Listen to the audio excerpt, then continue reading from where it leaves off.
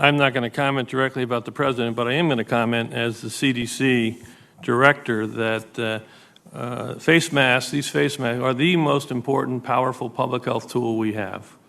And I will continue to appeal for all Americans, all individuals in our country, to embrace these face coverings. I've said it, if we did it for 6, 8, 10, 12 weeks, we'd bring this pandemic under control. These actually, we have clear scientific evidence, they work, and they are our best defense. I might even go so far as to say that this face mask is more guaranteed to protect me against COVID than when I take a COVID vaccine, because the immunogenicity may be 70%. And if I don't get an immune response, the vaccine's not going to protect me. This face mask will. So I do want to keep asking the American public to take the responsibility, particularly the 18 to 25-year-olds, where we're seeing the outbreak in America continue to go like this, because we haven't got the acceptance, the personal responsibility that we need for all Americans to embrace this face mask. The director of the CDC also testified today that a mask, in his estimation, is guaranteed to protect the American public more from the coronavirus than a vaccine. You have, as detailed, poured a lot of resources into a vaccine development. Why not devote your energy? And to masks. Why not devote your energy now to a campaign to have all Americans wear a mask, something that, if more effective than a vaccine, would also help the schools and the economy? Okay, number one, it's not more effective by any means than a vaccine, and I called him about that. Those were the two things I discussed with him. And I believe that if you ask him, he would probably say that he didn't understand the question. Because I said to him, I asked him those two questions, the one question which we covered and the mask question. I mean, I think there's a lot of problems with masks. No, vaccine is much more effective than the masks. And if we get the vaccine, we have added to the fact that our numbers are going way down. You know, you see the numbers. I'm just reading you statistics that are from wherever they get them, but they're very highly qualified statistics.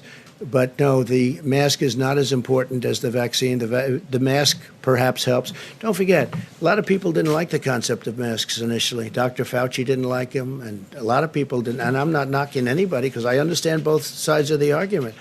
But when I called up Robert today, I said to him, what's with the mask? He said, I think I answered that question incorrectly. I think maybe he misunderstood it. I mean, you know, you have two questions. Maybe he misunderstood both of them.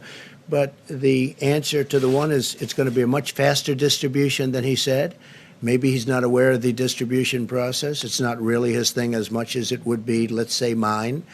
But the distribution is going to be much faster. As far as the mask is concerned, I hope that the vaccine is going to be a lot more beneficial than the mask. And here up on the podium today, you're twice contradicting the director of your own CDC on the science who testified before Congress today. No, he's contradicting himself. I think he misunderstood the question. Well, he was testifying under. You know what I think? I think he misunderstood. I told you, I don't have to go through this. I think he misunderstood the questions. But I'm telling you, here's the bottom line. Distribution is going to be very rapid. He may not know that. Maybe he's not aware of that. And maybe he's not dealing with the military, et cetera, like I do. Distribution is going to be very rapid, and the vaccine is going to be very powerful. It's going to solve a tremendous problem.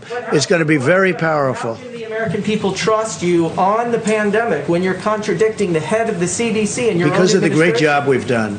Yet again, we have Donald Trump positioning himself squarely against the director of the CDC. I should remind you that one of these people is a doctor, and the other will say or do anything humanly possible to get himself reelected in November, regardless of the human death toll or outright destruction of our democracy as a whole.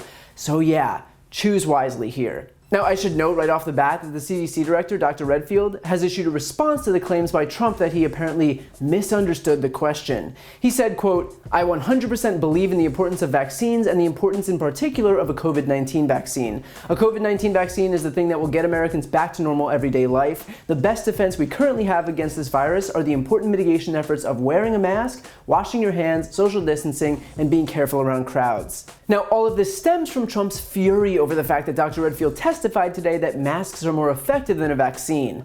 And the reason here is simple. N95 masks block about 95% of small particles, but vaccines only offer about 70% protection. The only way they work then is if everyone takes it. A vaccine is not an individual response, it's a public health response. Because vaccines are imperfect and don't always work for everyone, we rely on the fact that everyone is vaccinated to actually stop transmission and achieve broad population-wide immunity to a disease or virus. So the option here is just wearing a simple mask that already exists where you have 95% protection, or you not only have to wait for a vaccine, but wait for the entire country to take it before you can actually derive the benefits of it. And that's not a knock on vaccines because they're monumentally important, but let's not pretend like a solution isn't right in front of our faces. Literally.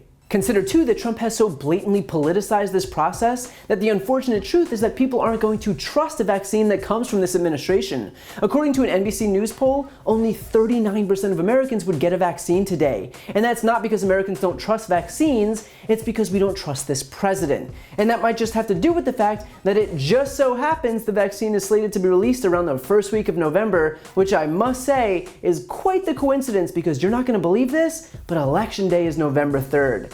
Crazy coincidence, huh? As for his resistance to masks, the reason Trump pushed back so hard against this is that he's already positioned himself against masks. And so admitting that masks were an effective tool against the virus would undermine himself. Him promoting masks would basically be a tacit admission that his earlier position was wrong, and he couldn't possibly be expected to admit fault on something. Because remember, this isn't about our safety, it's about Donald Trump's ego. But the vaccine, on the other hand, is where Trump is pot committed. He never bothered doing any of the work to actually contain the virus because he decided from day one that he would just let it spread uninhibited and eventually just rely on the eventual vaccine. He never coordinated a nationwide testing or contact tracing system, he didn't produce enough PPE, he didn't advocate for stay-at-home orders, he refused to even model good behavior by wearing a mask. He did none of that. He sat back and allowed 200,000 Americans to die while he waited for pharmaceutical companies to push through a vaccine because he wouldn't have to do any of the work and he would exploit it as some great accomplishment that he could claim responsibility for.